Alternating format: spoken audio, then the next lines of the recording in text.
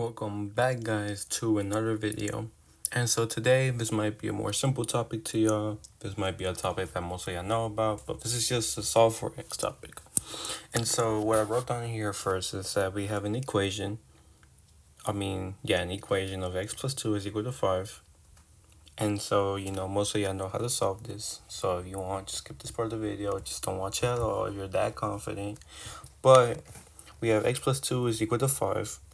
And so from there, we can just, since the x is being added on by 2, all we have to do to isolate the x is to just minus the 2 from this side, and then do the same on this side.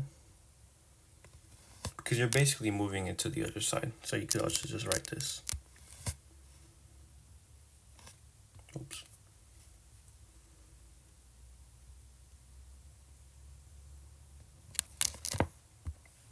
And so that's a simple equation to solve for x. Now let's say you had a distribution of something.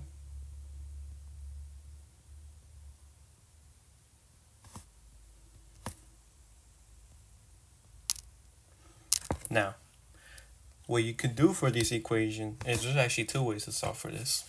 So first, you could either just distribute everything. That means that wherever you see the 5 multiplied by x plus 3, you just multiply 5 with the x and then 5 with the 3 as well.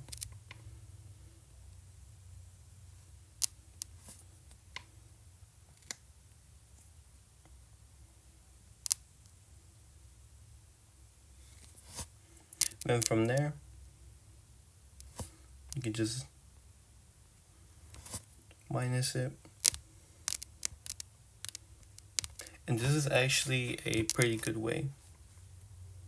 Because from here, you can just see that since 5x is equal to 0, when you divide the 5, x is just equal to 0. And that makes sense because if you put in 5 with x plus 3, if you put in x at 0, you can see that 0 plus 3 is equal to 3, and then 5 times 3 is equal to 15. So the equation does make sense. Or you could solve it another way.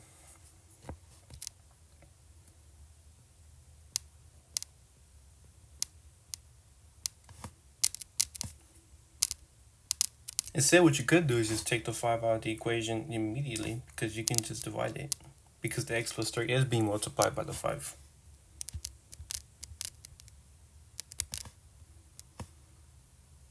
But from there, you can just solve it like a simple equation. Then you'll see that x is equal to 0. And so that's one of the many ways to solve for x. I hope y'all liked this video. Thank you. Goodbye.